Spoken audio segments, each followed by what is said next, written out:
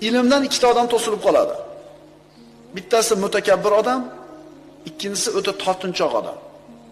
Mutakabbir odam, shundan so'raymanmi, deydi-da kibr qilib o'rganmaydi.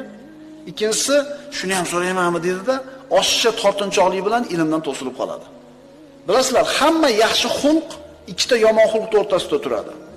Ya'ni hech narsadan qo'rqmaydi. Hamma yo'qdan qo'rqadi. Mana ikkita narsa. Tomdan tasha desa tashlab yuboradi. Arslonni qafasga kir desa kiraveradi. Bu yomon, bu jinnilik, bu jasorat emas bu. Bu hamma yo'qdan qo'rqaveradi, o'zini ko'lankasidan ham.